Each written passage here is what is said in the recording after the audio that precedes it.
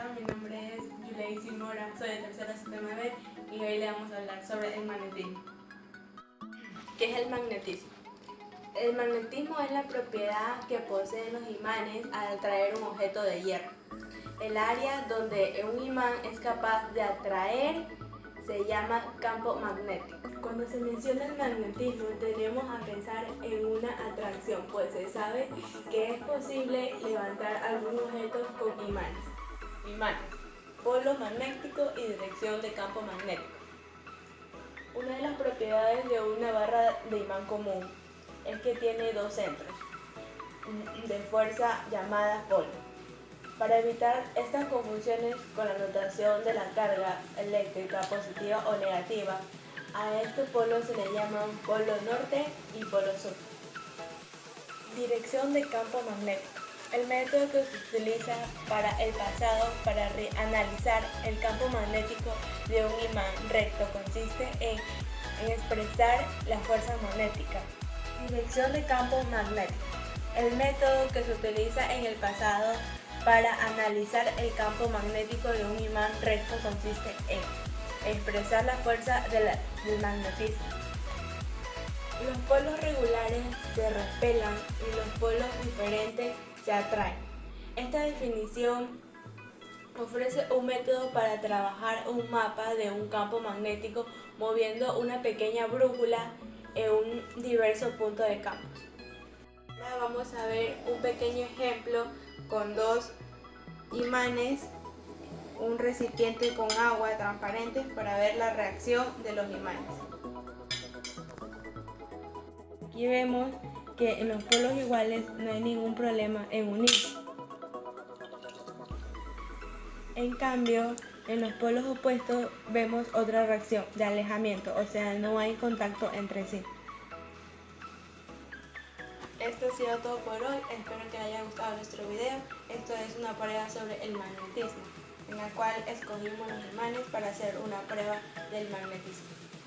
Espero que les guste y le den like al video para darle la nota oficial y gracias. Saludos a todos, mi nombre es Brittany Astudillo, estudiante del tercer bachillerato del Colegio Francisco Huerta Rendón. En la materia de física voy a hablar sobre dos temas muy importantes: conductores en corriente de campo magnético y la importancia de la corriente en el electromagnetismo.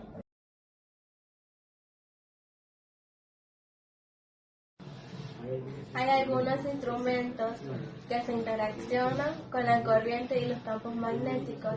Uno de ellos es el galvanómetro.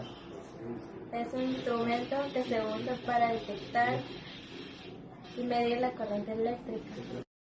Se trata de un transductor analógico electromecánico que produce una deformación de rotación en una aguja o puntero en respuesta a la corriente eléctrica que fluye a través de su bobina. Esta bobina está suspendida dentro del campo magnético, asociado a un imán permanente, según su eje vertical, de forma tal que en el ángulo del giro de dicha bobina es proporcional a la corriente que la atraviesa. El segundo conductor es el motor de corriente continua, denominado también motor DC. Es una máquina que convierte energía eléctrica en mecánica, provocando un movimiento rotatorio gracias a la acción de un campo magnético. Un motor de corriente continua se compone principalmente en dos partes. El estator es el soporte mecánico del aparato y el rotor generalmente es la forma cilíndrica. Ahora tenemos a la báscula electrónica.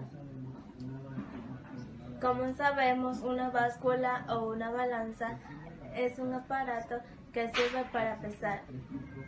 Existen tres tipos de báscula: mecánicas, electrónicas y electromecánicas. La báscula electrónica tiene dos brazos. Uno de los brazos termina en una espiral rectangular de aluminio que se encuentra inmersa en el campo de un potente imán permanente. El otro brazo está provisto en dos pesos corredizos que permiten obtener equilibrio y se manifiesta en una fuerza entre el campo magnético y la corriente eléctrica. Nuestro segundo tema es el electromagnetismo. Y para entender esto es importante definir a la corriente. La corriente eléctrica es el flujo de portadores de carga eléctrica, normalmente a través de un cable metálico o cualquier otro conductor eléctrico. El electromagnetismo es la rama de la física que estudia y unifica los fenómenos eléctricos y magnéticos en una sola teoría. El electromagnetismo describe la interacción de partículas cargadas con campos eléctricos y magnéticos.